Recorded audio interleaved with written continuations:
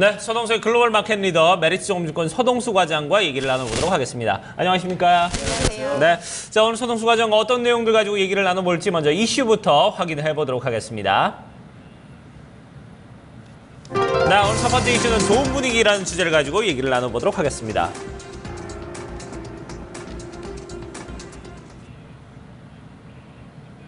글쎄요, 뭐 기술적인 반등이라고 하기에는 주변의 재료들이 상당히 괜찮았던 그런 모습이었습니다.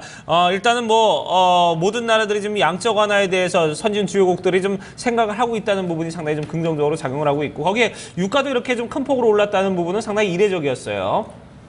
전 세계 증시가 사실 위안화의 평가절하와 유가의 지속적인 하락으로 인해서 중국 증시가 조정을 받고 미국 증시가 지속적으로 조정을 받는, 연초부터 시작을 해서 한 3주 동안 계속 조정이 됐었고요. 네. 모든 자산 가격들의 흐름들이 하락 트렌드로 좀 전환이 될 정도로 전 세계의 글로벌리 상당히 좀 우려감이 많이 나와 있는 상태이기는 했었습니다. 첫 번째로는 중국이 상당히 좀 강력한 정책적인 부분들을 좀 수행을 해 나가면서 증시의 변동성을 줄이려는 이러한 노력들을 좀 보여줬었고요. 네. 이러한 것들이 위안화의 평가 절하가 멈추게 되는 이런 현상들로 나타나게 되었고, 이것이 바로 또 이머징 통화들의 안정으로 다시 이어지는 모습들. 물론 패거제에 연동되어 있는 홍콩 달러가 그 투기 세력에 의해서 약간 공격을 받으면서 또 이머징 통화가 좀 불안해지는 것이 아니냐 했었습니다만, 이러한 것도 결국에는 하루 이틀의 이슈로 끝나가는 모습으로 좀 보여지고요.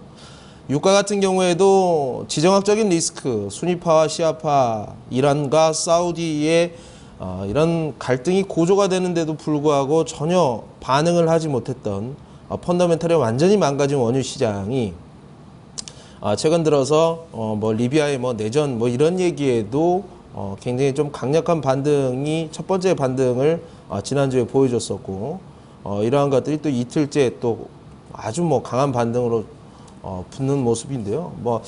제가 봤을 땐 이런저런 이제 투기 세력들이 여기저기 좀 붙어 다니면서 짧고 굵게 이러한 좀 흐름들을 만들어내는 것 같은데, 이러한 흐름들 얼마나 좀 이어갈 수 있을지 좀 많이 좀 생각을 해봐야 될 것 같고요. 어쨌든 전일 같은 경우에는 브렌트유라든가 WTI라든가 국제유가가 다시 30불 선을 좀 회복을 하면서 상당히 좀 증시에, 그리고 전 세계 자산 가격에 좀 안정화를 주었다.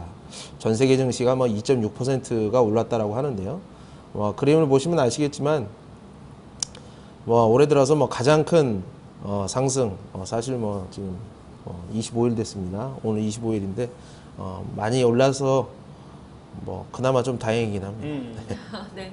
그러니까 앞으로에 대한 지속성에 대해서는 지금 이 시간에 좀 꾸준한 고민이 필요할 것 같습니다만, 일단은 금요일장에서는 상당히 의미가 있었던 반등이라고 볼 수가 있겠습니다. 말씀하셨다시피 이 석유 텍사스산 원유 같은 경우에는 9% 하루 동안에만 올랐거든요. 이런 부분들에 있어서 센티멘트가 어떻게 이렇게 갑작스럽게 좀 개선이 된 건지 그 배경 여부도 하나씩 좀 점검이 필요할 것 같은데, 먼저 미국부터 시작해서 증시에 영향을 미쳤던 이슈들 좀 외신 통해서 좀 들어보도록 하죠. 예, 미국 증시를 가장 좀 끌어내렸던 부분들은 유가 관련된 부분이었다고 보시면 될 것 같습니다. 근데 센티멘트가 좀 강력하게 좀 턴어라운드를 하는 모습들을 좀 보여줬었는데, 이슈 대비해서 자산 가격이 상당히 좀 신경질적으로 반응을 낸 것은 사실인 것 같습니다. 지속적으로 좀 너무 많이 떨어졌기 때문에 이러한 강력한 기술적인 반등도 어느 정도는 좀 설명이 되지만, 그렇다고 해서 펀더멘탈이 개선이 되면서 올라오는 상승이라고 보기엔 상당히 좀 어려운 부분이거든요. 그렇지만 어쨌든 항상 그 증시 하락 트리거, 선진 증시의 하락 트리거로 작용을 했던 유가가 반등을 하면서 상당히 좀 좋은 반등 시연을 좀 보여줬었는데요. 블룸버그에 따르면 전 세계 각국 중앙은행들이 양적 완화 의지를 재확인을 하면서 좀 센티멘트가 상당히 좀 개선이 되었다라고 얘기를 하고 있습니다. 중국에서도 일단 실질적으로 정책이 나왔었고, 유럽에서도 드라기 총재가 이러한 의지를 좀 강력하게 보여줬었고요. 또 여기서 또 일본 구로다 그 총재가 또 양적 완화 관련된 좀 의지를 좀 주말간에 좀 보여줬었습니다. 이러한 부분들이 또 다시 또 엔화 약세라는 부분들을 다시 이끌어내기는 했는데, 어쨌든 이런 중앙은행들이 적극적으로 시장을 망가뜨리는 데 있어서는 가만 좌시하지 않겠다라는 이런 입장들이 확인이 되면서 미국도 아무리 뭐 통화 긴축으로 들어가긴 했지만 여기서 추가적으로 전 세계 그 통화 정책 스탠스와 너무 틀리게 우리는 그래도 갈 길 간다 이런 식으로 나오기에는 좀 어렵지 않겠느냐 이런 좀 부분들이 좀 형성이 되지 않았느냐나 좀 생각이 좀 들고요. 네. 어쨌든 홍콩 달러 약세로 인해서 항생 지수가 상당히 좀 밀렸었던 것들이 이러한 부분들이 항생 증시의 반등으로 인해서 또 이머징 반등으로 또 이어지는 이런 모습들까지 확인이 되었다라고 이렇게 얘기를 하고 있습니다. 네.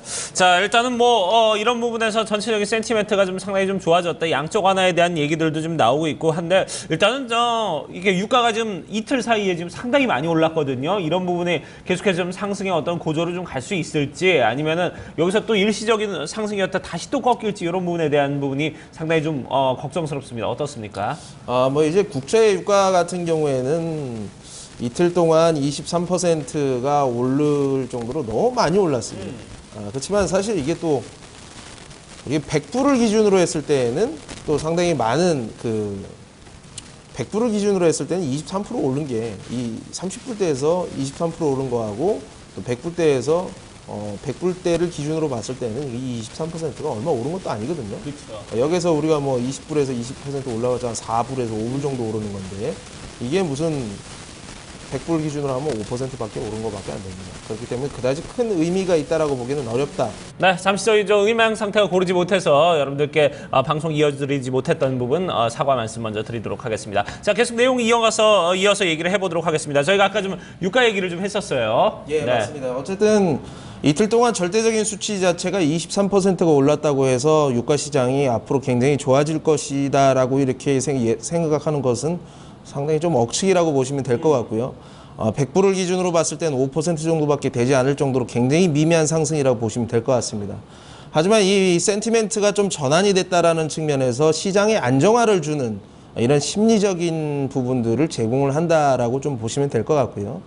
여기에서 직접적인 뭐 투자 관련해 가지고 뭐 원유 관련된 상품에 투자를 해야겠다 이런 거는 좀 아닌 거다라고 보시면 될 것 같아요. 펀더멘탈 자체에는 전혀 영향을 주지 못할 것이다라고 좀 보여지고 앞으로 이제 펀더멘탈이 개선이 되는 움직임이 있다라든가 이런 의지들이 좀 보여진다고 한다면 이런 것들도 투자 아이디어로 연결을 시킬 수도 있겠습니다. 하지만 어쨌든 심리적인 안정을 가져가는 데 좀 작용을 했다라고 보시면 될 것 같고 과매도 구간에서 저가 매수세가 좀 집중이 되었다. 미국 시장 반등 모멘텀으로 작용을 했다라고 CNN 머니에서 이렇게 정리를 하고 있습니다. 네.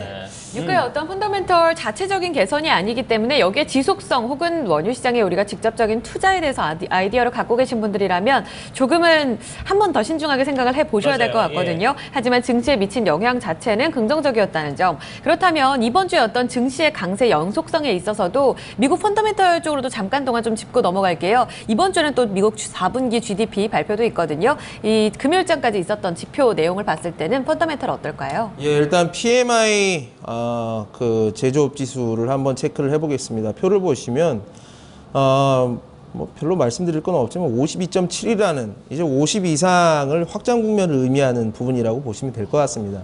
컨센서스 레인지를 이미 넘어섰다라는 측면, 이러한 이제 뭐 넘어서는 수준 자체가 상당히 좀 어떻게 보면은 고무적이라고 표현할 수 있을 정도로 좀 좋았다라고 보시면 될 것 같습니다. 다음 그림을 한번 보시면 이제 existing home sales, 그러니까 기존 주택 매매가 나와 있는데요. 이게 서프라이즈를 기록을 했어요. 이 액추얼 밑에 보시면 546만 건으로 컨센서스 레인지를 상단을 돌파를 하고 컨센서스치를 완전히 넘어서는 모습들을 좀 보여줬었는데 두 번째 표를 보시면서 이 추세를 보시게 되면 기존 주택 매매가 사실 저번 같은 경우에는 상당히 좀 큰 폭으로 하락을 하고 뭐 금리 인상의 우려가 실질적으로 자산 시장에 미치는 가격들로 이렇게 좀 반영되는 부분들이 상당히 좀 우려가 된다 할 정도로 많이 이렇게 좀 조정이 되었었는데 이러한 부분들을 또 단 한 번에 또 싹 커버를 하면서 상승 트렌드로 다시 좀 복귀를 했거든요. 이러한 측면들은 미국 시장이 좀 어느 정도는 뭐 그렇게 나쁘게 보기에는 좀 어렵다. 부동산 시장은 좀 잘 버텨주고 있구나.